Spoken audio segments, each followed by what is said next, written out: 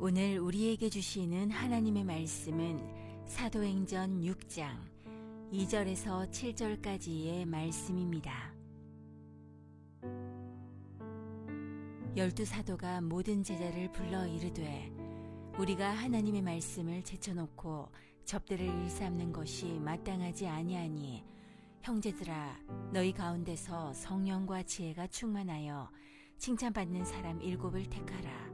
우리가 이 일을 그들에게 맡기고 우리는 오로지 기도하는 일과 말씀 사역에 힘쓰리라 하니 온 무리가 이 말을 기뻐하여 믿음과 성령이 충만한 사람 스데반과 또 빌립과 브루고로와 니가노르와 디몬과 바메나와 유대교에 입교했던 안디옥 사람 니골라를 택하여 사도들 앞에 세우니 사도들이 기도하고 그들에게 안수하니라. 하나님의 말씀이 점점 왕성하여 예루살렘에 있는 제자의 수가 더 심히 많아지고 허다한 제사장의 무리도 이 도에 복종하니라. 아멘. 아멘. 옆에 분과 이렇게 인사할 겁니다. 별 인생 없습니다. 별 주는 인생이 됩시다. 우리 세 분씩 인사해 볼까요? 별 인생 없습니다. 별 주는 인생 됩시다. 별 인생 없습니다. 별 주는 인생 됩시다. 별 인생이 없다라는 것을 시인하는 순간부터 자유함이 옵니다. 내가 별 인생이야, 나 별나야 돼, 이렇게 마음을 먹는 순간부터 힘들어지는 거죠. 그러나 저러나 찬양 감사합니다. 어디 계십니까? 가셨군요. 네, 감사합니다. 여러분, 아이들이 걷기까지 몇 번을 넘어질까요? 자기 발로 걸어 다니기까지 몇 번을 넘어질 것 같아요? 100번? 아유, 너무 적다. 좀 더 쓰시죠. 몇 번 정도 넘어질까요? 안 세어봐서 모르겠어요. 누가 2000번이라고 그런 얘기를 했는데 2000번 넘어지는 거죠. 근데 여러분, 넘어지는 게 아니라 일어나는 힘을 키우는 중에 있습니다. 넘어지지만 일어나는 힘을 키워서 평생 걷고 뛰면서 온전한 성인으로 살아갈 근육을 거기서 얻고 힘을 얻게 되는 거죠. 예루살렘 교회가 지금 공격을 받고 흔들리기도 하고 어려움에 처하기도 하지만 공격당하고 어려움에 처한 게 아니라 일어나는 법을 배우고 있습니다. 예루살렘 교회가 하나하나 공격을 당하고 흔들리는 이유는 그 속에 하나님의 교회를 또 흔들고 싶은 사단의 역사가 있기 때문이죠. 오늘 어려움들을 어떻게 해석할 건지 그 문제의 본질을 보자 이렇게 얘기를 하시는데요. 1번 같이 읽습니다. 본질과 방향성을 놓치지 않습니다. 여러분, 너무 중요한 고백입니다. 본질과 방향성을 놓치는 순간부터 우리는 이상한 곳으로 저희가 가게 되는 거죠. 1절과 2절 같이 봤습니다. 그때에 제자가 더 많아졌는데 헬라파 유대인들이 자기의 과부들이 매일의 구제에 빠짐으로 히브리파 사람을 원망하니 12사도가 모든 제자를 불러 이르되 우리가 하나님의 말씀을 제쳐놓고 접대를 일삼는 것이 마땅하지 아니하니 그랬어요. 예루살렘 교회는 순교할 각오를 했습니다. 그래서 예수가 그리스도라고 외치기 시작하는 거죠. 재산을 팔아서 사도들의 발 앞에 놨습니다. 그리고 누구도 이것이 내 재산이라고 자기 것이라고 얘기하는 자가 없다고 그랬어요. 그리고 연약한 자들에게 필요에 따라 나눠주는 일을 하는 거죠. 목숨을 걸고 신앙생활을 하고 자기가 가지고 있는 것들을 나눠주기 시작하는, 어찌 보면 이 세상에서 가장 완벽한 공동체인 것 같습니다. 이런 엄청난 완벽한 공동체 같은 예루살렘 교회에도 문제가 올까요? 문제가 옵니다. 여러분, 아이들이 자라고 성장하면 문제가 생길까요? 당연히 생깁니다. 일단 옷이 작습니다. 침대가 작아집니다. 많이 먹습니다. 쓸 곳들이 많아지기 시작합니다. 사람들이 많아지고 성장한다는 건 문제들이 당연히 많아질 수밖에 없다는 걸 이야기하는 거죠. 문제가 없는 공동체는 없습니다. 문제가 없는 경우 아무 문제, 그냥 고요 그 자체, 공동묘지가 조용합니다. 사람이 있고 사람들이 성장하고 사람들이 모여들면 당연히 문제가 생기죠. 문제가 생기는 게 중요한 게 아니라 문제를 풀어가느냐, 문제에 눌려서 짓눌려서 깔아앉느냐가 문제가 되는 겁니다. 문제는 풀어가는 겁니다. 풀어갈 때 넘어지는 게 아니라 일어날 힘을 얻게 되는 것이죠.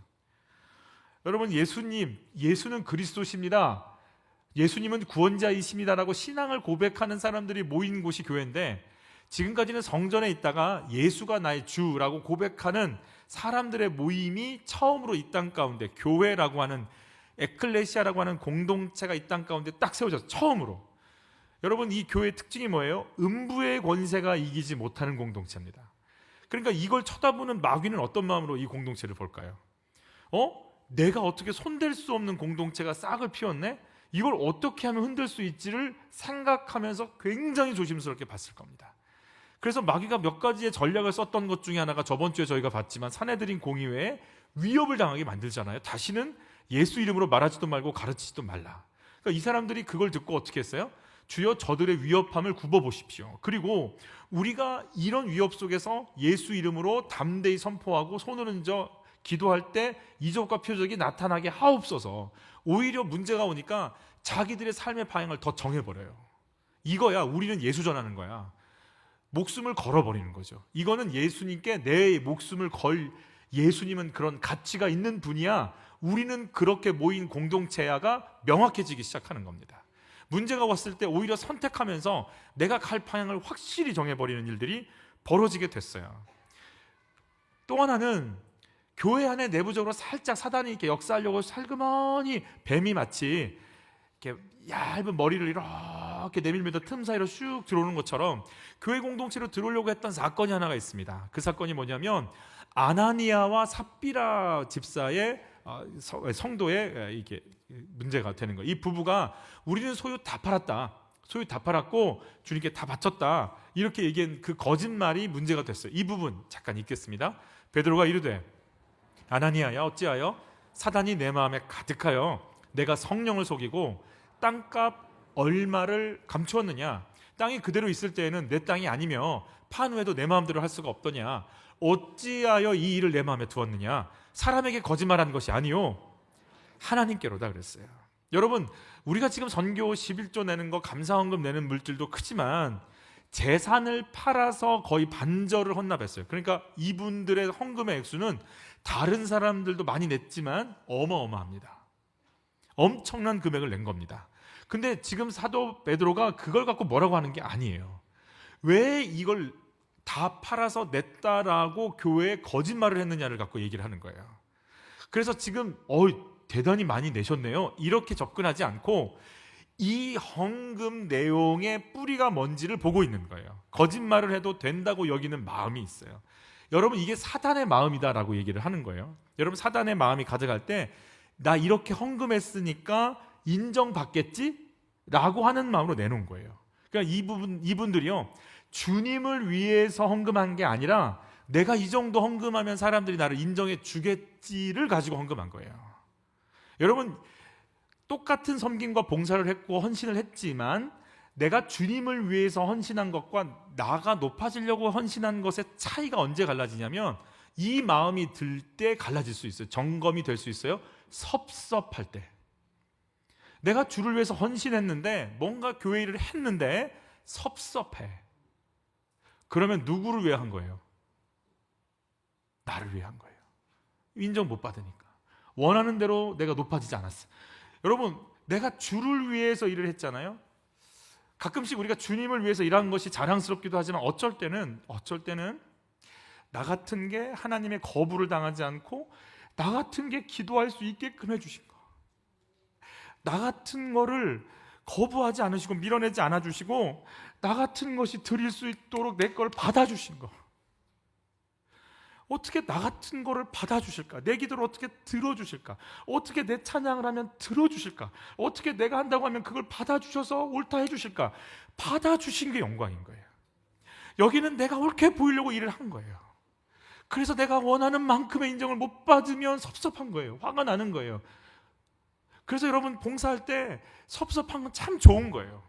그게 내 속이 드러나는 거고 그게 드러나지 않으면 내가 어떤 동기로 일을 하려고 했는지 사실 나를 위해서 한 건 하나도 하나님께 카운트 안 되거든요. 이런 말을 해도 되는지 모르겠지만 헌금할 때 아까우면 하지 마세요. 그 마음 사라지면 하세요. 주님도 내가 금이 없냐 은이 없냐 내가 너희에게 그걸 받아서 뭐 하겠냐 라고 말씀해 주셨거든요. 내가 너희의 마음을 받겠다 그러셨잖아요. 마음이 있는 곳에 너희 물질이 있겠다고 그랬거든요. 마음이 없는 물질을 드릴 때 하나님도 그러세요. 지금 하나님께서 이 헌금 내용의 문제를 중심을 뭘 보셨냐면 그 속에 숨겨진 탐심을 보세요.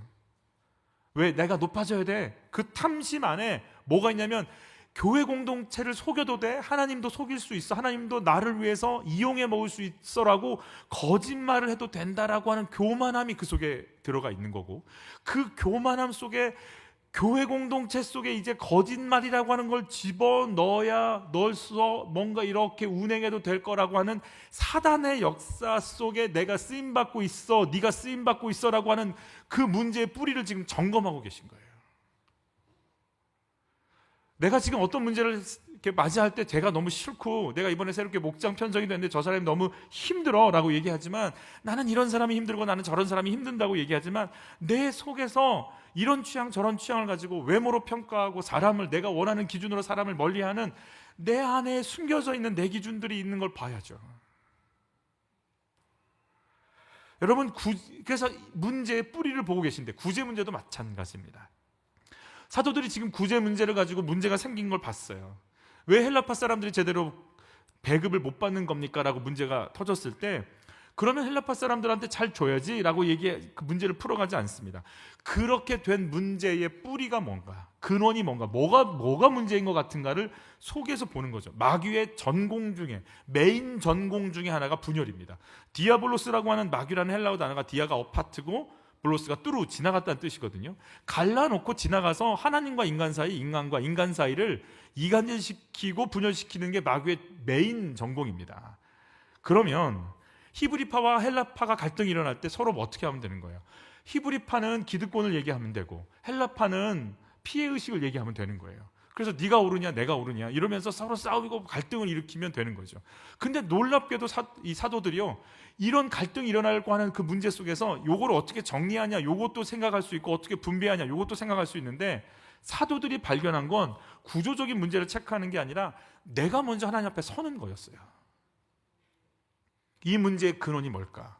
구제 품목을 늘려라, 헌금을 더 늘리자, 어떻게 할 건지, 배정을 어떻게 할 건지 체크하자, 이렇게 시스템 갖추기 전에 우리가 먼저 하나님 앞에 섰어요. 봤더니 우리가 본질적인 사역을 놓치고 있었다.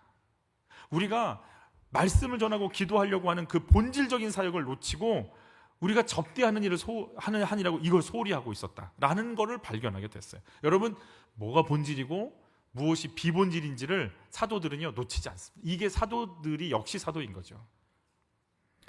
저는 그랬을 것 같아요. 사도들이 이 문제를 가지고 주님께 물었을 것 같아요. 주님, 교회가 뭡니까? 교회가 뭡니까? 주님, 교회가 교회다워지려면 어떻게 해야 되는 겁니까? 교회가 교회다워질 그 힘과 에너지 중심은 뭐가 있는 겁니까? 저희가 처음 맞이하는 이 새로운 공동체 앞에서 이 공동체가 어떻게 가야 되는 겁니까? 사도들은 물었을 거예요. 여러분, 교회는 어떤 건가요? 같이 한번 읽어볼까요? 또 내가 내게 이르노니 너는 베드로라. 내가 이 반석 위에 내 교회를 세우리니 음부의 권세가 이기지 못하리라. 이 반석, 베드로의 신앙 고백이에요. 주는 그리스도시요 살아계신 하나님의 아들이라는 신앙 고백 위에 세워진 무리들, 크게 교회다 이렇게 표현하시는데, 내 교회라고 그랬어요. 그러니까 교회는 누구 거예요? 예수님 거예요. 교회는 누구 거예요? 예수님 거예요. 그러니까 예수님이 주인이세요. 주 예수 그리스도, 주가 로드예요. 예수님이 주인된 공동체가 교회란 말이에요. 그러면 공동체, 교회 공동체 속에서는 누구의 말이 나와야 돼요? 주인 대신 예수님의 말이 나와야 되는 거예요. 그러니까 교회 공동체 속에서는 말씀이 분명히 선포가 돼야 되고, 그 말씀이 나눠줘야 되는 거예요. 그렇기 때문에 말씀과 기도를 놓쳤다라고 지금 점검이 들어간 거란 말이에요. 여러분, 주인 대신 예수님의 말씀을 계속해서 듣고 나눌 수 있는 그 말씀이 중심이 되는 은혜가 있기를 축복하는 거예요. 주님이 그러시겠죠. 용서해라. 네 남편을 용서해라. 그러면 우리가 어떤 마음이 드는 거예요? 우리 결혼하는 친구들은 어렵겠지만, 이게 무슨 말인가 하겠지만, 마음속에 주님, 내가 언제까지 참습니까? 그런데 언제까지 이렇게 참으며 산다는 얘기입니까? 그건 억울합니다. 억울하지? 예, 억울합니다. 얘야, 나도 십자가에서 억울했어. 나도 십자가에서 빨개 벗겨지고 침뱉음 당하고 뺨 맞고 못에 찔릴 때 이유도 없었지만 난 그 길 갔어. 너 살려내려고. 알아요, 주님. 여기서 이렇게 얘기하시면 제가 할 말이 없잖아요. 그지? 네 남편을 위해서도 내가 그렇게 죽었어. 나는 네 남편 살리고 싶어. 알아요. 근데 너무 억울해요. 힘들어요. 그러지? 그런 너의 연약함을 내가 이해하고 있고 그걸 내가 가져가고 싶어. 그럼 좀 가져가 주세요. 그럼 내놔. 힘들다고 나한테 말해. 내가 가져갈 테니까. 말씀은 용서하라고 선포가 돼요. 그런데 그게 움직이기가 너무 힘들어요. 우리 그래서 기도하는 거예요. 내가 누군지, 왜 사는지, 어떻게 살지 내 것 꺼내놓고 하나님 것 받아들이는, 알고 있지만 알고 있는 것이 내 속에 들어와서 나를 나되게 만들 수 있도록 말씀의 권위 속에 들어가는 거예요. 여러분, 그래서 말씀 붙잡고 기도하는 거예요. 저희가 기도할 때 왜 저번 주 말씀 갖고 왜 자기를 비추며 기도하냐면 그래야만 되는 거니까. 그 말씀 갖고 살아온 삶 끙끙대며 기도하며 가야 되니까 그런 거죠. 여러분, 말씀과 기도가 우리 영혼 속에, 교회는 그래서 말씀과 기도가 선포되는 곳이어야 됩니다. 사도들은 이제 말씀과 기도가 중심이 된 교회를 생각을 하고 있는 거죠. 사도들의 굵은 글씨만 읽어볼게요. 사도들과 선지자들의 터 위에 세우심을 입은 자. 사도들은 교회가 말씀과 기도 속에 세워져 있기를 소망하는, 우리가 있는 교회 역시 마찬가지. 여러분, 교회 공동체 안에 조직이 필요할까요? 당연하죠. 조직이 없으면 어떻게 되겠어요? 우왕좌왕하게. 건물이 필요할까요? 교회 공동체? 건물 필요하죠. 여러분, 끝나고 나면 다들 어디 가실 거예요? 청년 공동체.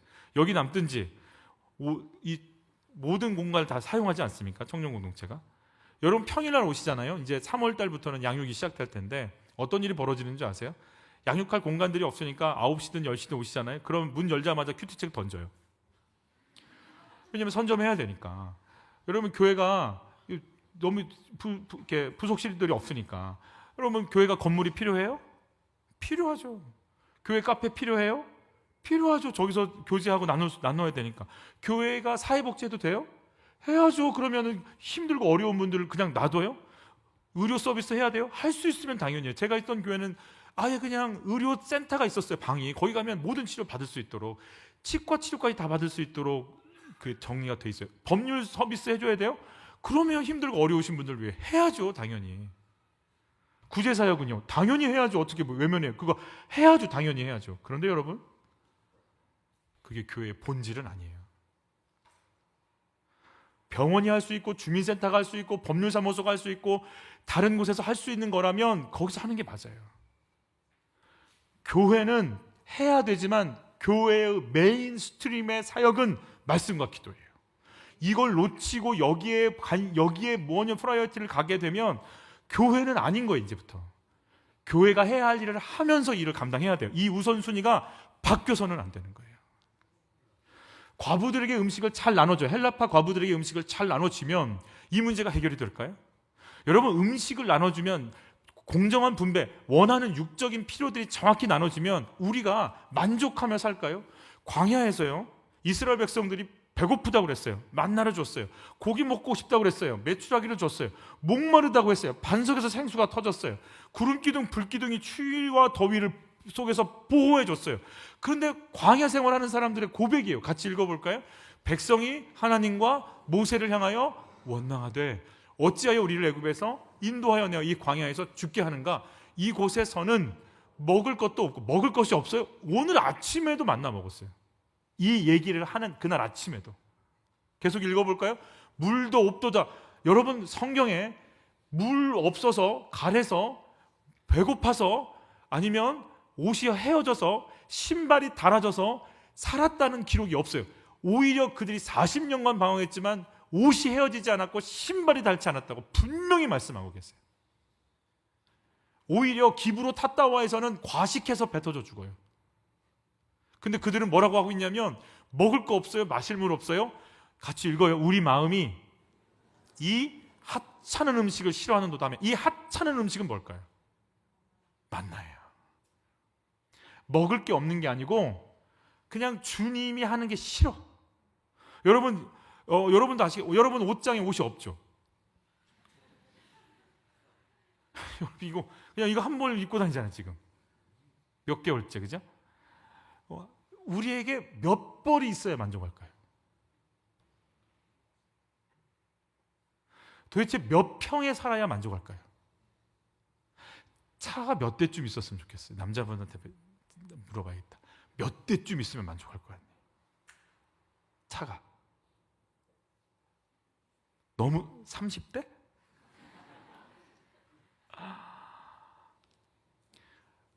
여러분 30 세대. 오케이. 그러면 얼마 정도 현금은 얼마 정도 있으면 좋겠어요?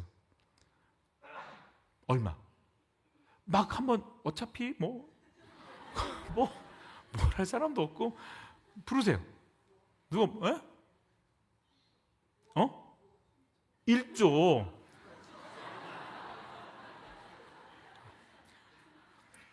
이부도 1조 나왔어요.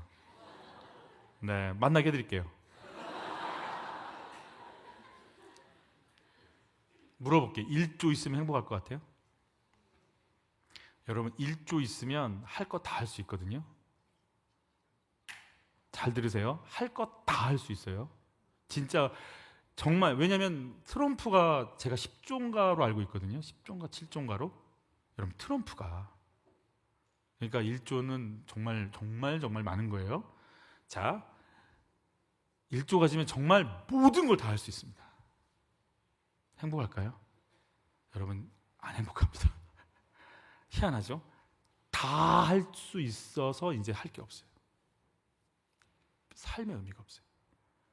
우리는 이게 있으면 뭐든 진짜 됐다라고 생각하는데요. 그걸 딱 갖는 순간, 그러니까 정말 큰 돈을 많이 갖고 있는 사람들은요, 쓰는 게 아니고 다 기부하잖아요. 그거 하지 않으면 죽어요. 이 사람들은 살 의미가 없는 거예요. 우리에게 만족이라는 게 있어요? 우리의 육적인 걸 채운다고 만족해요? 과부들에게 음식을 주고 아니 집을 지어준다고 하면은 막 모든 게 평안할까요? 우리가 뭔가를 하는데 육적인 것을 계속 공급한다고 해서 그게 가능할까요? 여러분, 우리가 떡으로 살지 않는다고 분명히 말씀하고 계세요. 우리에게 기근이 있는데 어떤 기근이에요? 굵은 글씨만 읽어봐요. 여호와의 말씀을 듣지 못한 기갈이라는 거예요. 하나님의 말씀이 채워지지 않을 때 오는 허덕임이라는 거예요. 내면의 그 공허감 다 있어요. 정말 돈 정말 있고 먹을 수 있어요. 마실 수 있어요. 먹고 마실 수 있어요. 그러니까 다 먹고 마실 수 있어서 더 이상 행복을 누리지 못하니까 다 약하는 거잖아요. 지금. 이제 육신의 쾌락도 해봤어. 근데 그것도 이제 청년들이라 참 그렇지만 하여튼 안 채워져요. 안 채워져요. 그러니까 하다가 지금 약하는 거예요. 이 사람들. 떡으로 내 인생이 채워지지 않는 것을 딱 알아버리는 순간부터, 그걸 인정하는 순간부터 내 영혼이 말씀으로 채워져서 살아간다는 걸 깨닫는 그 순간부터 우리는요, 말씀을 생명으로 받아들일 수 있어요. 말씀을 큐티했냐 큐티 안 했냐 뭐 했냐, 물론 그렇게 나 진짜 주님 아니면 아니야, 세상 소망 없어요. 없어요. 정말 없어요. 그래서 말씀이 생명이 되길 바라는 거예요. 저는 여러분들에게 그런 기이한 현상들이 났으면 좋겠어요. 큐티를 하지 않으면 손이 떨리고 막 다리도 아프고 귀도 안 들리고 눈도 안 보이고 막 이렇게 무기력해지고 죽을 것 같고 계속 할까? 그래서 큐티를 하지 않으면 견딜 수 없어지기를. 아멘. 정말 세상 것으로 덕지 붙여도 아니에요. 놀러를 가보세요. 옷을 입어보세요. 즐겨보세요. 여행을 가보세요. 내 영혼의 만족이 있나? 세상은 떡의 종교예요. 돌로 떡 만들어서 너 행복하게 살아라요. 아무리 먹어도 안 돼요. 살쪄서 다이어트 해야 돼요. 우리 심령이 예수로 채워지는 것 외엔 방법이 없어요. 같이 굵은 글씨만 읽으면 영생의 말씀이 주께 있습니다. 어딜 가겠습니까? 그러잖아요. 여러분, 주님 앞에 내가 왜 나왔냐? 우리는 봉사하기 위해서 교회 나온 거 아닙니다. 생명을 공급받고 생명을 누리고 생명을 증거하기 위해서 여기 왔습니다. 아멘? 봉사하기 위해서 오신 거 아닙니다. 생명이 먼저입니다. 예수보다 봉사가 먼저 되지 않기를 축복합니다. 생명이 먼저입니다. 생명이신 예수님 누리는 게 먼저입니다. 내가 예수 빠지고 내가 이거 할 수 있으니까 저는 그거 할게요는 장기자랑밖에 안 됩니다. 장기자랑에서 나드러내려고 교회 오는 거 아닙니다. 예수님 경험하고 예수님 드러내려고 여기 오는 겁니다. 집을 하우스라고 부르고 가정을 홈이라고 부르죠. 저희는 하우스에 집중하잖아요. 몇 평 막 집 고치는 막 프로그램 보면 가슴이 같이 설레잖아요. 뭐 몇 층으로 아이들이 다락방이 있고 막 거실이 막 크고 뭐 이렇게 못도 있고 막 이렇게 넓은 뜰도 있고 막 이러면 막 하우스에 집중한단 말이에요. 몇 평 막 아우 좋다 이러는데 그러다 보니까 뭘 놓쳤냐면 홈을 놓쳐버렸어요. 진짜 우리가 살 수 있는 그 따뜻한 홈을 놓쳐버렸어요. 여러분, 남편은 돈 버는 기계예요. 결혼할 때 얼마 버니? 굉장히 중요하죠, 그죠? 아내는 어려운 일 시키려고 결혼한 거예요. 남편은 돈 벌게 하려고 결혼한 거예요. 여러분, 홈은요 일하기 위해서 모인 거 아니에요. 남편과 아내가 만나는 오직 한 가지의 이유는 여러분, 사랑하기 위해서예요. 아멘. 자, 다시 한번, 남편과 아내가 만나는 오직 유일한 목적은 뭐라고요? 뭐 하기 위해서? 사랑하기 위해서예요. 여러분, 이게 지금 굉장히 낯설고 이게 엄청 생소하고 막 이상하고 막 그럴 거예요. 막 이렇게 어떤 분들은 막 이렇게 가렵기도 할 것 같아요. 이런 얘기 들으면 이상해 몸이 이상해 막 이럴 거예요. 그렇지만 견디면서 말씀을 선포를 하셔야 돼요. 아셨죠? 이게 낯선 걸 알아요. 저도. 여러분들이 다시 한번, 남편과 아내는 뭐 하기 위해 만났다? 사랑하기 위해 만났어요. 너 얼마 버니? 그걸로 만난 거 아니에요. 사랑하기 위해 만났어요. 사랑하기 위해 만났기 때문에 사랑하잖아요. 사랑하면 헌신하고, 사랑하면 양보하고, 사랑하면 기다려주고, 사랑하면 인내하고, 그 자리 지킬 수 있어요. 사랑하지 않기 때문에 옳고 그름으로 모든 게 평가가 돼요. 사랑하는 순간 옳고 그름 얘기하지 않아요. 그냥 다 받아줘 버리지. 홈은 사랑하기 위한 것이에요. 그게 빠져버렸단 말이에요. 생명이 빠져버려. 그걸 빼놓고 다른 걸 생각하면 안 되는 거예요. 여러분, 말씀을 들을 때 내가 말씀 속에 오는 그 약속, 말씀의 부유함, 말씀의 치유, 말씀의 능력, 말씀의 부르심 앞에 서는 순간부터 그 말씀이 나를 살려버리고 말씀으로 나를 분석하고 말씀으로 나 자신을 발견하는 순간부터, 그러면 나는 나의 달란트, 나의 자리에서 주님을 위해서 살게요 하면서 주님을 위해 헌신한 힘이 생기는 거예요. 그래서 말씀과 기도로 내가 누군지를 발견하고 채워지면 이것을 가지고 섬기기도 하고 돕기도 하는 것이 진행이 되는 거지, 잘 섬기는 시스템이 갖춰진 게 교회가 아니라 말씀 속에서 내가 누군지 발견하고 그렇게 말씀의 인도를 받겠다고 헌신한 사람들이 손과 발을 내놓고 쓰임받는 게 봉사가 돼야 되는 거예요. 사도들은 그걸 느꼈어요. 지금 이게 바뀌었다. 우리가 지금 이거 할 때가 아니다.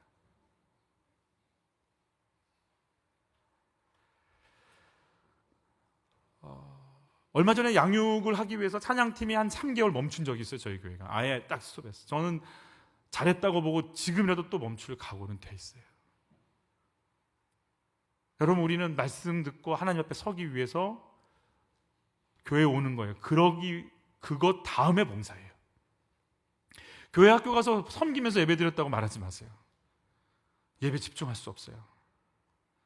만약에 예배를 교회 학교와 봉사하느라고 예배 드리기가 힘드시면 교회 학교 내려놓으세요.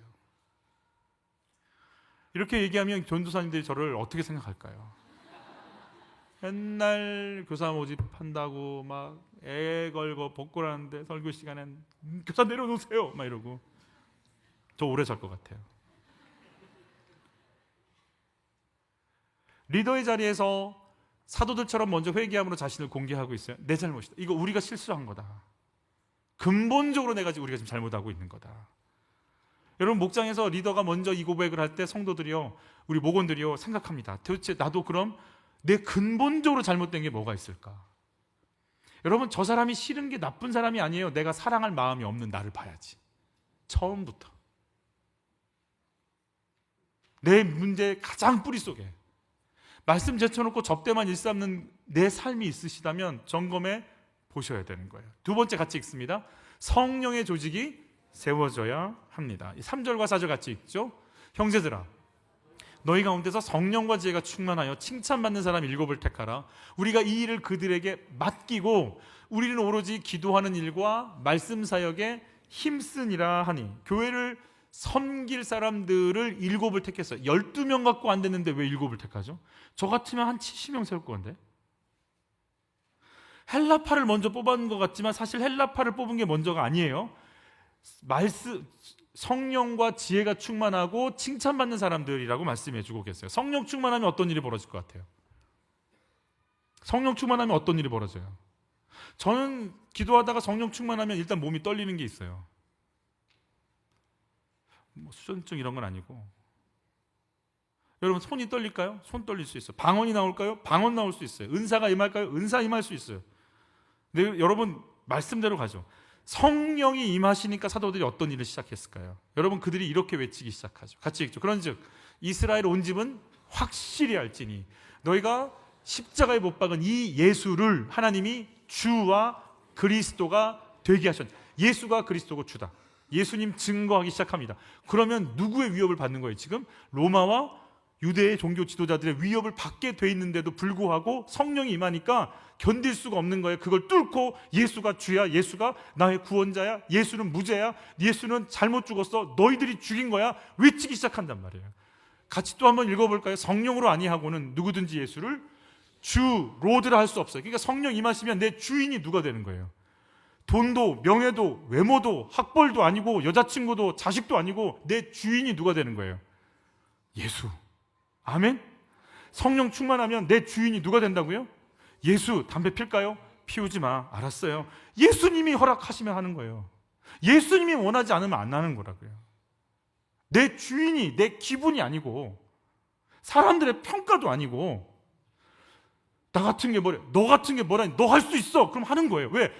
나를 창조하고 나를 구원하고 이끄신 그분이 그렇게 선포하시면 그게 내 삶의 주인이 말씀하시면 그대로 가는 거예요. 아멘? 여러분의 삶의 주인을 주님으로 바꾸세요. 그분이 여러분을 주관하게 하시란 말이에요. 같이 한번 또 읽어. 오직 성령이 너에게 임하시면 땅끝까지 이르러 내 증인이 되리라 하셨어요. 예수님의 증인 되는 거예요. 여러분 그래서 성령 충만하잖아요. 내 입에서요 끊임없이 예수 얘기 나와요. 그러니까 성령께서 내 안에서 예수가 너를 살렸다, 예수가 너를 구원했다, 예수가 너를 영원까지 인도한다, 예수가 너를 향한 계획과 섭리가 있다, 예수가 너를 통해 영광을 드러낼 것이다, 예수의 거룩한 권세와 능력이 너를 통해 이제 드러나는 걸 경험하게 될 거다라고 성령이 영원토록 내 속에서요 멈추지 않고 얘기하시니까 분명히 다른 얘기를 하려고 목장 모임을 갔어요. 어디가 맛있냐, 애하고는 어디 보내야 되냐, 어디가 재밌냐, 뭐가 요즘 넷플릭스 뭐가 재밌냐 그 얘기하려고 모였는데 그냥 성령께서는 끊임없이 예수 얘기하게 만드시는 거예요. 놀라운 일들은 있어요. 목장 모임에 분명히 예수 얘기하려고 모였는데 마칠 때는 어디가 맛있냐로 마칩니다. 어쩔 수 없지만 성령께서요 끊임없이 예수 얘기를 내 속에서 터져나오게 만들어주세요. 예수, 예수, 예수. 그래서 전도하기 귀찮고 힘들어지면 내가 성령을 받았을까 의심해 보셔야 돼요. 여러분 견딜 수가 없는 거예요. 예수 얘기하고 싶어서 견딜 수 없어야 되는 거예요. 우리 한번 같이 한번 읽어볼게요. 너희는 다시 무서워하는 종의 영을 받지 아니하고 양자의 영을 받았으므로 우리가 아빠, 아버지라고 부르짖느니라. 성령이 친히 우리의 영과 더불어 우리가 하나님의 자녀인 것을 증언하시나니. 여러분 성령이 내 속에 임하시잖아요. 너 하나님 자녀야 그렇게 말씀해요. 저 친구들이 사람들이 저 인정 안 하는데요, 그건 네 생각이고 너는 내 아들이야 내 새끼야. 너희 엄마는 배가 아파서 너를 낳지, 하나님은 예수가 십자가에서 물과 피를 흘려 온몸이 찢어지는 고통을 통해 널 낳았으니까 너는 하나님을 아빠 아버지라고 불러도 돼. 성령께서요 너를 창조한 하나님, 너를 이 땅에 보내신 하나님, 너를 지금까지 영원까지 이끄시는 그 하나님이 너를 통해 영광을 받기를 원하니 그 아버지를 불러. 그러는 그 순간 너는 하나님의 계획과 섭리 속에 들어가는 거야. 그걸 알게 되고 깨닫게 되고 받아들이는 거야 라고 얘기하시는 거예요. 여러분 아침에 눈을 뜨게 되면 피곤해로 시작할 수 있어요. 근데 여러분 아침에 눈을 뜨고 입을 딱 여는 순간 아버지라고 부르면서 시작해 보세요. 그 순간 오늘 하루 나를 향한 하나님의 섭리와 계획을 나는 온전히 받아들이고 누리고 싶사오니 주여 나를 이끌어 주시옵소서. 내가 산다는 의미가 하나님의 계획과 섭리 속에 들어가게 하여 주옵소서. 내가 그 영광 속에 있기를 원하나이다. 우리 한번 불러볼까요? 아버지, 아버지, 아버지. 그냥 눈도 머리도 온몸도 피곤하지만 눈을 뜨고 의식이 돌아오는 순간 아버지, 나를 위해 예수를 준비하신 아버지, 다시 오시겠다고 예수를 보내시겠다고 하시는 그 아버지, 나를 영원까지 책임지셔야 한다는 그 아버지, 아빠 아버지 내가 당신께 오늘 하루를 드리오니 날 받으소서. 성령께서요 예수를 통해 네가 하나님의 자녀 됐다고 끊임없이 증언해 주시는 거 아니겠냐. 우리가 어떻게 하나님의 자녀 된 걸 우리가 알겠어요. 그래서 온 내 삶이 하나님 손에 있음을 알게 하시는 거예요. 우리 같이 한번 또 읽어볼까요?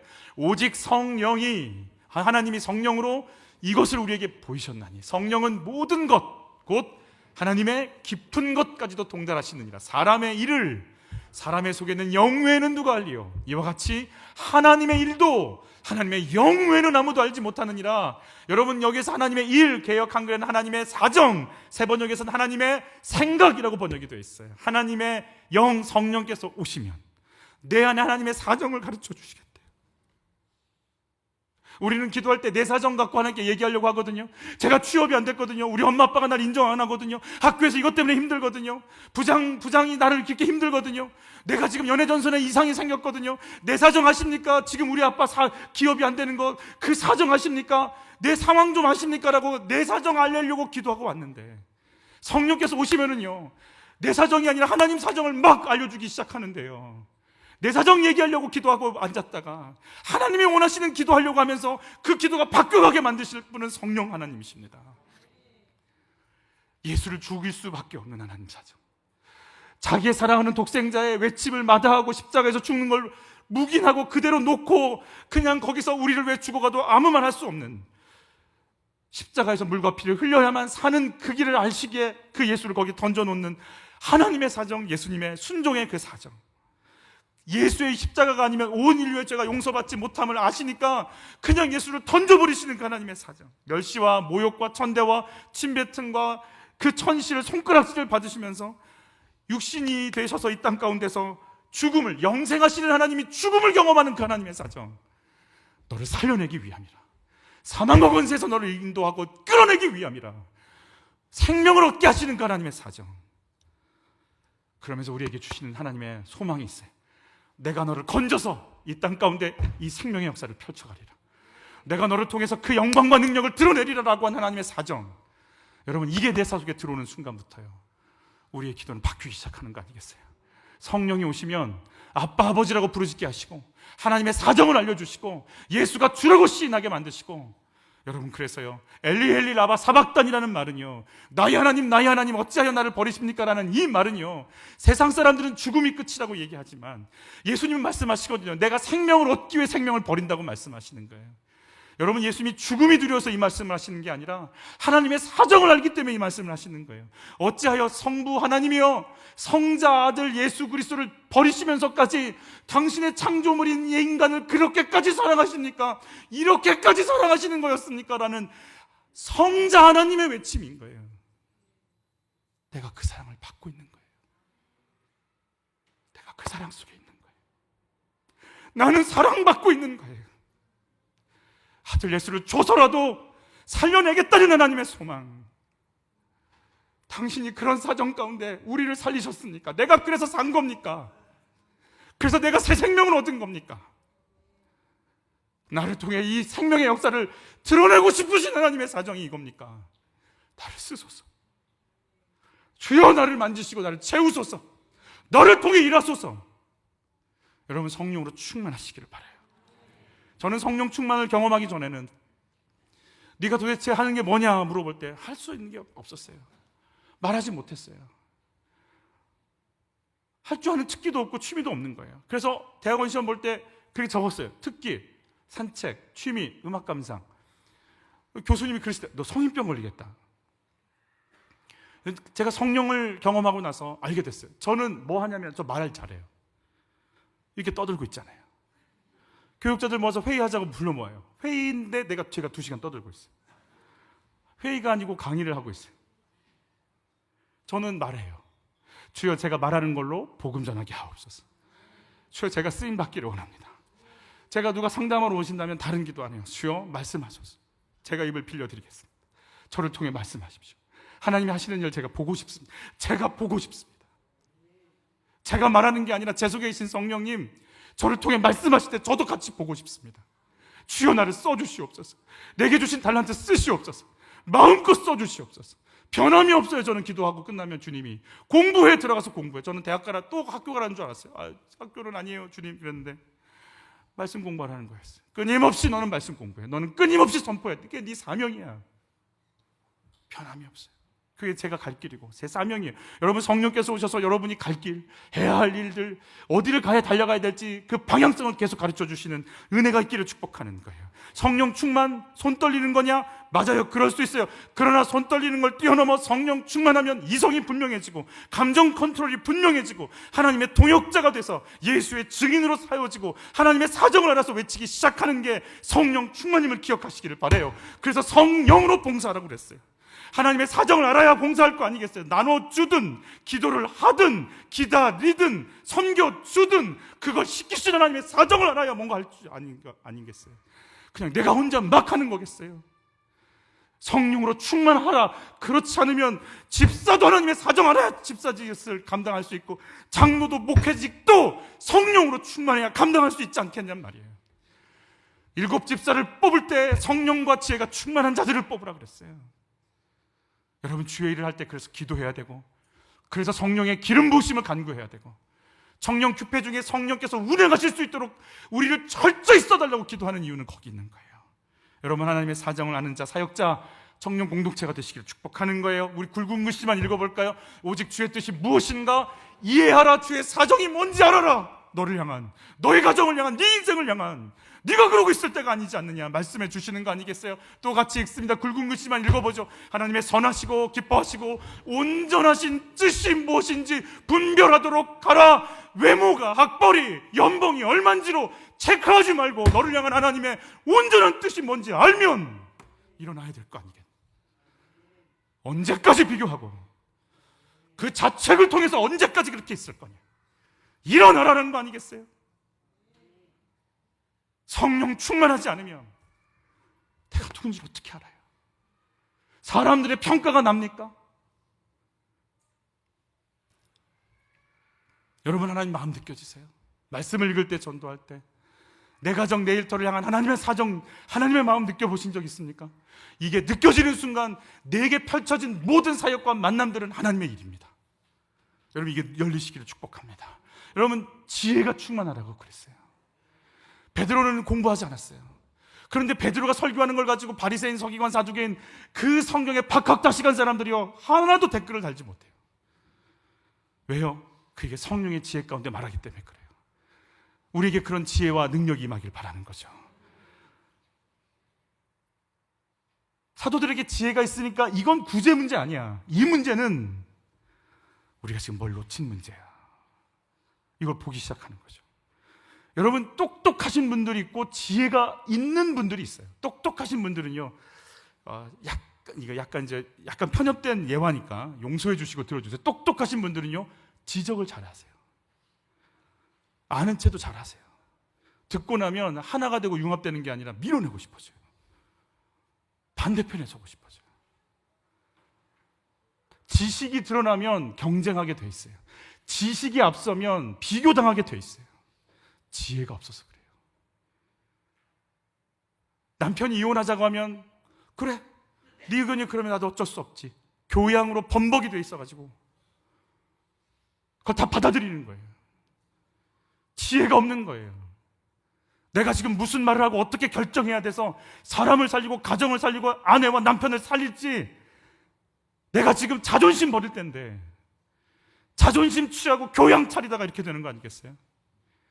이게 생명을 살리는 거겠어요?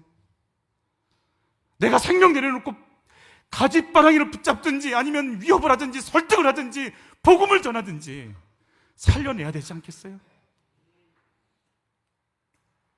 여러분 우리 입술에 어떤 말을 할지, 무슨 말을 해야 저 사람이 영혼이 살지, 우리 언어에 언어 구사력의 능력과 지혜가 임하길 바라는 거죠.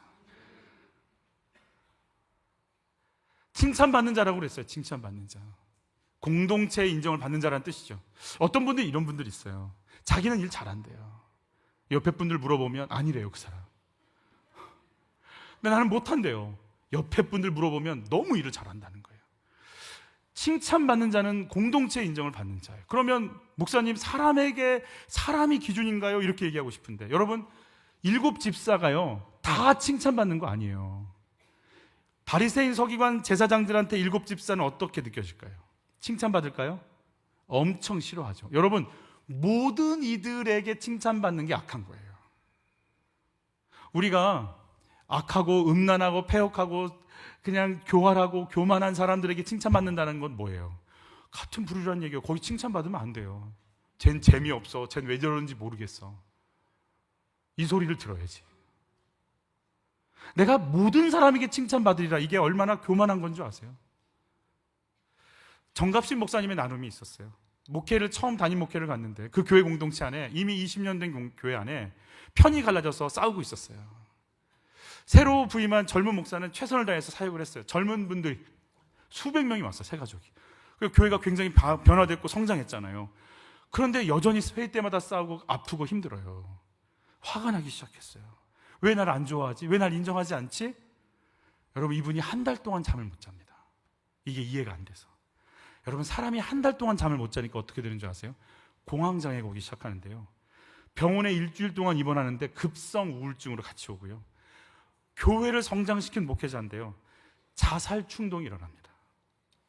10개월 동안 교회 사역을 못 합니다. 주일만 와서 설교하고 바로 집에 갑니다. 감당할 수가 없는 거예요. 근데 하나님이 이분의 삶의 문제의 본질을 보여주기 시작했어요. 누가복음 6장 26절, 누가복음 큐티를 하고 있는 말씀을 읽고 있는데, 모든 사람이 너희를 칭찬하면 화가 있도다. 그때 알았어요. 내가 모든 사람에게 칭찬받으려고 했구나. 오죽했으면 미움받을 용기라는 책이 나왔겠어요. 내가 우울증으로 잠을 못 자잖아요. 그러면 더 억울해서, 더 분노가 쌓여서, 더 우울해져서 더 잠을 못 자고, 이 서클이 계속 도는 거예요. 왜 분노가 올라올까? 사람들이 날 인정해주지 않아서. 예수님 모욕과 천대를 받으셨는데 나는 온갖 부귀영화와 영광과 명예만 얻으려고 하니 내가 잘못된 거 아닌가. 그러면서 자기 속에 있는 거 봤어요. 자기 존재 증명의 욕구가 넘쳐난 자기를 봤대요. 괜찮은 목사야, 저 사람 뭔가 달라. 사실 이 말은요, 저에게도 해당이 돼요. 철저히 제가 이 속에 있거든요. 나 괜찮은 사람이야. 마치 교회 생활 오래 하신 분들은 꼭 신데렐라 컴플렉스처럼 착하고 뭔 말하면 상냥하게 대접하고, 아니오라는 말 못하고 다 고지고대로 한다고 했다가 뒤에 가서 다 힘들어가지고 억울해서 어쩔 줄 모르고, 인정 못 받으면 속상해서 죽을 것 같고, 생색이 올라와서 견딜 길이 없는데 얌전한 척, 겸손한 척은 또 해야 되고. 제 얘기예요. 너가 그런 상태에 있어. 근데 하나님이 그 문제의 본질에서 뿌리까지 다시 보게 만드셨어요. 아빠가 자기가 넷째인데, 막내, 4명 중 막내인데 경제가 어려워지니까 아빠가 집에 들어가지고 엄마랑 얘기하는데 자기가 자고 있지 않은 걸 알면서도 그런 말을 했대요. 저 녀석 낳지 말 걸 그랬어. 그랬대요. 근데 그 말이요, 6살인데 명확하게 들리는 거예요. 이 친구는, 이 정갑신 6살 아이는 그때부터 누구한테 인정받고 싶을까요? 아빠한테 인정받고, 너무 인정에 목마르기 시작하는 거예요. 초등학교 6상부인데 밤새서 공부를 해. 이것도 인정받고 저것도 인정받고 싶어요. 초등학생이 밤새서. 50년 전의 일인다. 한 번도 아빠한테 인정 못 받고 아빠는 돌아가셨어요. 그러니까 마음속에 늘 인정받아야 된다는 그 갈급함이 있어요. 이분이 교회 성장을 이뤘어요. 행복할까요? 교회가 성장하잖아요. 성장한 만큼 효과를 내고 유지가 되고 더 성장해야 된다는 것 때문에 더 스트레스 받고, 성장을 안 해도 스트레스, 성장을 해도 스트레스. 거기서 조금이라도 누가 인정 안 해주면 죽을 것 같고, 인정 욕구, 칭찬받는 욕구를 극복하지 못하는 거예요. 칭찬받는 자라고 그랬어요. 여러분, 사람에게 칭찬받는 게 아니라 하나님께 칭찬받으려고 서 있으면 사람들이 인정해주는 자세와 상황을 말씀해 주시는 거예요. 여러분, 사람이 여러분의 기준 되지 말고 주님 기준 되시길 바라요. 따라서 내 모습 이대로 주님이 받아주셨습니다. 이거 인정하셔야 돼요. 아멘? 아멘이에요. 아멘이에요. 저는 제 외모에 대해서 불만이 많아요. 지금은 용 됐어요. 불만이 많아요. 근데 어느 순간 주님이 가르쳐 주시고 제 안에 담대함이 생겼어요. 내 엉덩이를 크게 하신 건 하나님의 작품이다. 어쩔 거냐. 내가 바지가 안 맞는 것도 하나님 뜻이다. 이걸 갖고 뭐라고 하면 네 잘못이다 라는 스스로의 완의를 하고 있어요. 여러분, 그냥 하나님이 나에게 주신 이거 하나님이 그렇게 만들었는데 어떡할 거예요? 나를 건드리면 누굴 건드리는 거예요 지금? 하나님 건드려. 그런 논리를 갖고 있어요. 모든 사람에게 인정받고 싶어 주의를 하고 있지는 않아요. 여러분, 주 앞에 서는 거예요. 주님께 인정받는 은혜가 있길 바라요. 그러면 사람의 인정이 따라올 거예요. 여러분, 한번 묻죠. 성령과 지혜가 충만하고 칭찬받는 자들이 교회를 섬겼어요. 그래서 7 집사들이. 이들이 회개 업무도 잘했고 행정 업무도 잘했고 구제 사역도 잘했겠죠. 그런데 성경엔 잘했을 거예요. 근데 성경에는요, 이 사역을 했다는 기록 자체가 없어요. 분명히 7 집사들을 뭘로 세웠어요? 구제 사역하라고 세웠잖아요. 근데 그 다음 장 넘어가자마자 스데반 집사 뭐예요? 설교하고 다녀요. 빌립 집사 뭐예요? 전도하고 다녀요. 아니, 구제하라고 세웠다니까? 구제했다, 교회를 섬겼다는 기록은 있지도 않아. 그런데 이들은 복음 전하고 전도하고 순교해요. 이들도 사역하지만, 섬기지만, 행정 업무를 하지만 그들의 가슴 속에 뭐가 있어요? 말씀과 기도가 딱 잡혀 있어요. 여러분, 스데반 집사는요, 구약 처음부터 끝까지 쫙 훑어가면서 구속사로 설교를 해버려요. 어마어마한 양을. 누구한테 양육받았을까요? 누구한테? 사도들한테 양육받았죠. 말씀과 기도로 세워지니까 7 집사 역시 말씀과 기도 속에서 자기 사역을 펼쳐가요. 여러분, 마지막 또 6절도 한번 볼까요? 사도들 앞에 세우니 사도들이 기도하고 그들에게 스데반 집사가 설교 베드로보다 훨씬 더 길게 매끄럽게 조직적으로 잘하거든요. 설교 잘해도 사도는 사도에서 집사들을 안수줘야 돼요. 위치가 있어요. 여러분, 교회 사역을 하지만 정해놓은 질서 따라가시기를 바라는 거예요. 집사들은 거기 질서에 순종하고 있으니까 순교자가 되기도 하고 사역자가 되기도 하고 전도자가 되기도 하고 하나님께서 쓰시는 거예요. 여러분, 내가 순종하고 기다려야 될 나의 자리가 있습니다. 기억하시기를 바랍니다. 그 말씀과 기도로 딱 잡혀 있으니까 7 집사들이 말씀과 기도로 살아났어요. 이 마지막 7절 같이 받아요. 하나님의 말씀이 점점 뭐해요? 왕성하여 예루살렘에 있는 제자의 수가 더 심히 많아지고 허다한 제사장의 무리도 이도에 복종. 여러분, 제자의 수가 더 많아졌어요. 아멘. 제사장은 어디서 일하는 사람들이에요? 그들이 근무처가 어디예요? 성전이에요, 성전.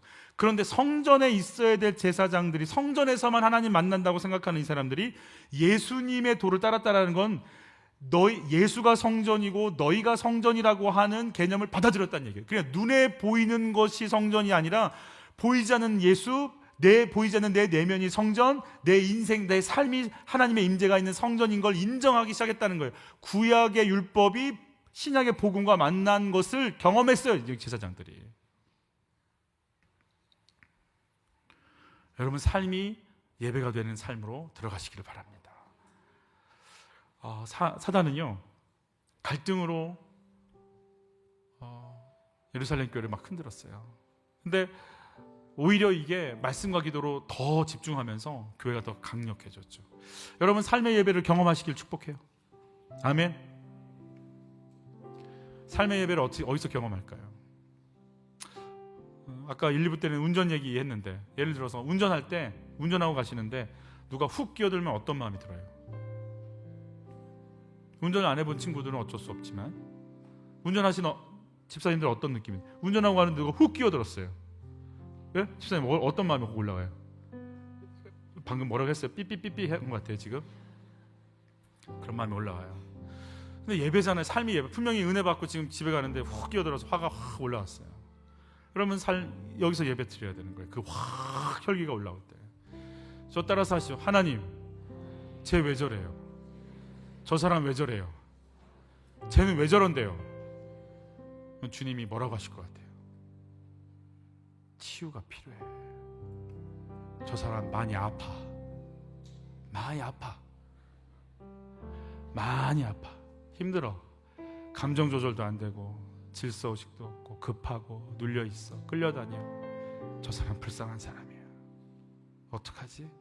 저 어떻게 해야 돼요 그러면? 저 사람 불쌍히 여겨줘. 저 따라서 하세요. 주여, 예수 이름으로 축복합니다. 그게 부드럽게는 안 나올 거예요. 근데요, 클락션을 한번 누르잖아요. 그럼 내 속에서 저 사람의 상태와 같아져요. 화가 막 올라와요. 근데요, 내 속에서 예수 이름으로 축복합니다. 그 순간요, 여러분 속에서 성령께서 그러실 거예요. 잘했어. 고마워. 네가 이겼어. 그게 예배예요. 그게 예배예요.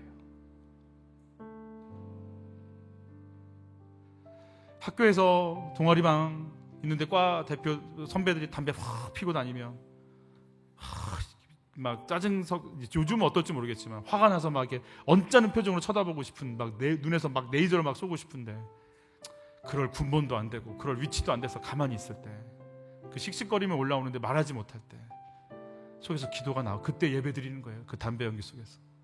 주님, 뭐예요 이게? 얘야, 내가 너 알아. 힘들지? 내가 너 알아. 주님, 내가 너무 힘들어요. 이 힘든 거 받아주세요. 주께서 원하시는 건 상한 심령이라. 예배 드리고 있는 거예요. 여러분, 말씀과 기도로 충만해졌더니 7 집사가 살았어요. 사역을 감당하기 시작해요. 제사장들이 삶이 예배인 걸 깨달았어요. 온 예루살렘의 성도들이 삶이 예배인 걸 깨달았어요. 그리고 말씀과 기도가 따로가 아닌 삶 가운데 하나님을 임재하는 거룩한 삶이 펼쳐지기 시작했어요. 사단은 건들고 예루살렘 교회를 흔들었어요. 오히려 더 본질에 집중하고 더 말씀과 기도에 집중하면서 하나님의 사람들이 더 강력하게 세워지는 영광을 맛보는 거예요. 여러분, 우리의 삶 가운데 흔들리는 사건이 더 주님께 집중하여 나가게 만드는 은혜가, 거룩한 조직이 세워지는 능력의 시간들이 되시기를 예수 이름으로 축복합니다.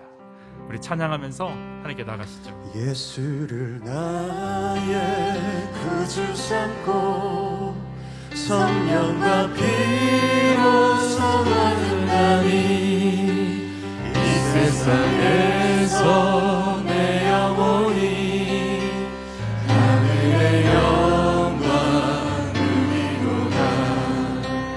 이것이 나의 간증이요 이것이 나의 찬송이세. 나 사는 동안 끊임없이 구주를 찬송하리로다. 온전히 주께 맡긴 내 영, 사랑의 음성을 듣는 중에 사랑의 음성을 듣는 중에 천사들 왕래하는 것과 하늘의 영광 보이노라. 주 안에 기쁨 누림으로 주 안에 기쁨 누림으로 마음의 풍랑이 잔잔하니 세상과 나는 간 곳 없고 구속한 주만 보이도다. 이것이 나의 간증이요 이것이 나의 간증이요 이것이 나의 찬송이세. 나 사는 동안 끊임없이 구주를 찬송. 이것이 나의 간증이요 이것이 나의 간증이요 이것이 나의 찬송이세. 나 사는 동안 끊임없이 구주를 찬송하리로다.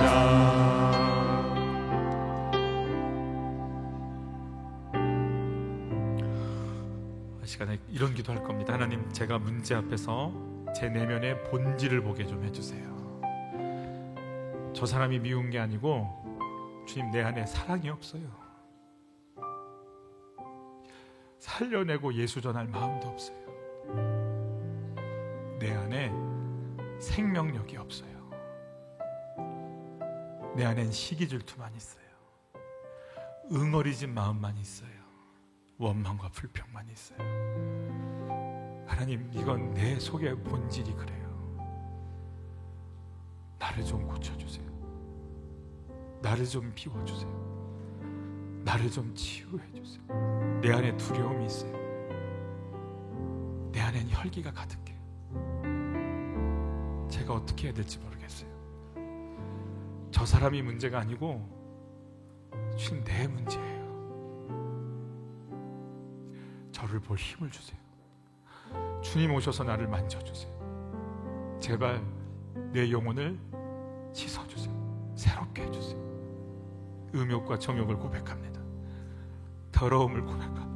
서러움을, 미움을 고백합니다. 원망과 정죄를 고백합니다. 주여, 나를 용서하여 주옵소서. 나를 정케하여 주옵소서. 나를 새롭게 하옵소서. 주여, 한번 외치고 기도로 나갑니다. 주여, 이것이 나의 간증이요, 이것이 나의 최선일세. 나 사는 동안 끊임없이 주를 찬송. 말씀 없이 살지 말고 성령의 인도함 없이 살지 말고 이것이 인도함이 나의 없이 살지 간증이요, 말고 주님, 저를 용서하소서. 이것이 나의 제가 엎어요. 제가 악하고 사는 제가 추하고 제가 더럽고 이 악하고 추함을 용서하여 주시고 저를 정결하여 주시고 내 안에 있는 이것이 나의 간증이요, 것들을, 악함들을, 이것이 두려움들을 나의 내 문제, 찬송이세. 다른 것의 문제가 아니라 우리의 문제, 말씀 없이 성령의 인도 없이 사역하는 우리의 문제, 주를 찬송하리로다.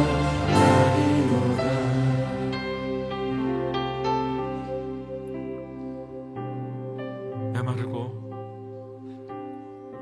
남들에게 인정받으려고만 하고 가식적이고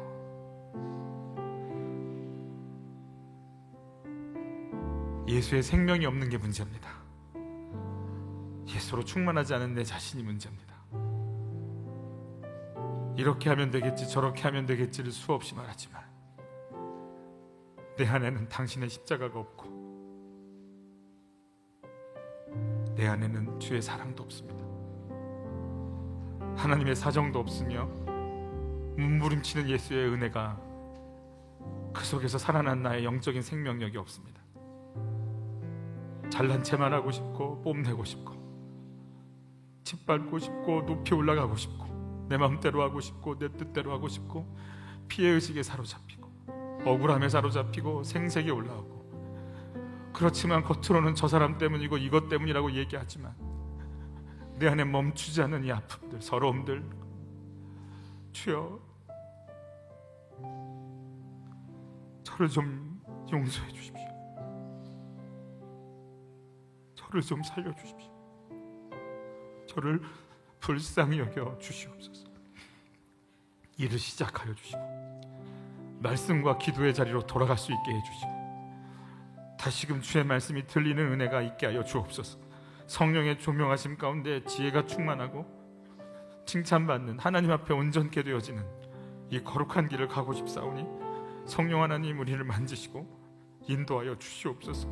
예물을 드립니다. 아빠 아버지가 인정되게 하여 주옵소서. 내 인생을 알고 영혼까지 이끄시는 주님이 고백되어져서 주님께 내어드려도 아깝지 않은, 그래서 내 인생을 다 드리고 싶은, 하나님의 인도를 받고 싶은, 하나님을 머리로 아는 게 아니라 내 심령으로, 내 영혼으로, 내 중심으로 하나님의 영광을 만나는, 그래서 나는 사라지고 그 영광만 남는 그 충만함과 거룩함 앞에 내 존재가 무력해지고 주님으로만 가득 차는 그 거룩한 길을 가고 싶습니다. 성령님 우리를 채워주시고 청년 큐페 가운데 기름 부어주시고 성령의 운행하심으로 역사하여 주옵소서. 이제는 예수 그리스도의 은혜와 하나님의 사랑과 성령의 인도하심이 철저히 내 문제를 보고 내 속에서 일하시는 주님을 경험하고 말씀과 기도로 성령의 충만함으로 이 길을 가기 원하는 한 분 한 분들 위해, 청년 공동체 위에 이 은혜가 영원토록 함께 하시길 간절히 축원하옵나이다.